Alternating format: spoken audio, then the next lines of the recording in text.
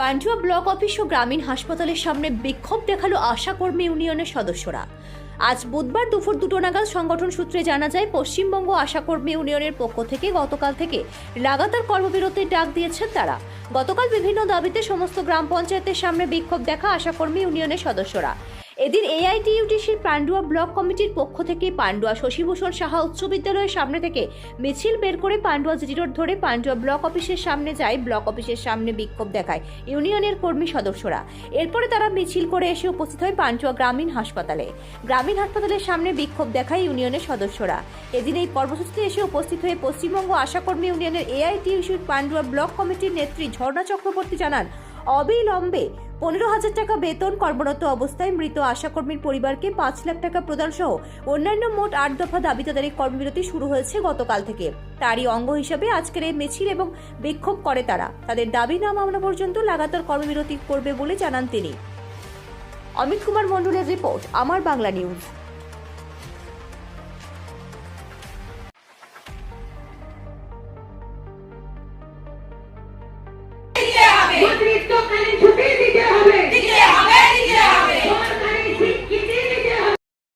আজকে আন্দোলন আমাদের মেন উদ্দেশ্য হচ্ছে যে ন্যূনতম 15,000 টাকা ফিক্সড করতে হবে। 5,200 টাকা আমাদের দেয়, সেটা এখনকার দিনে কিছুই না। 15,000 টাকা ফিক্সড করতে হবে। আর আমাদের 4 মাসের ইনসেন্টিভ ডিউ, 1 বছরের পিআই ডিউ, তারপর সেটা মিটিয়ে দিতে হবে। ফিক্সড মিনিমাম 15,000 টাকা। মাতৃত্বকালীন ছুটি যেটা আশাদের জন্য দেওয়া হয় না, সেই মাতৃত্বকালীন ছুটি দিতে হবে। আর সরকারি ছুটি 24টা, যারা সবাই সরকারি স্টাফরা পায়, আমরা সেটা দাবি করছি যে সরকারি ছুটি যাতে আমরা পাই, কিন্তু আমরা ছুটি পাই না, সেই ছুটিটা চাইছি।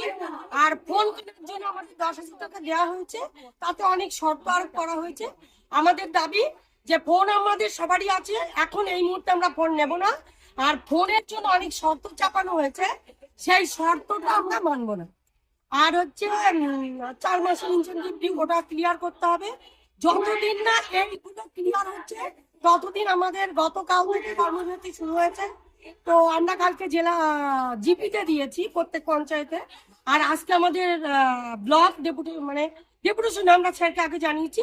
আজকে আমাদের বিক্ষোভ, ব্লক বিক্ষোভটা হচ্ছে, আমরা র্যালি করেছি আজকে আমাদের সব ব্লকেই হচ্ছে। এরপর আমরা সিওমই স্বাস্থ্য ভবন যাব। বিগত দিনে যদি আপনাদের আন্দোলন যদি না মেনে নেয়, তাহলে কি করতে করবেন? কর্মবিরতি করবেন। কি নাম, কি পোস্টে আছেন আপনি?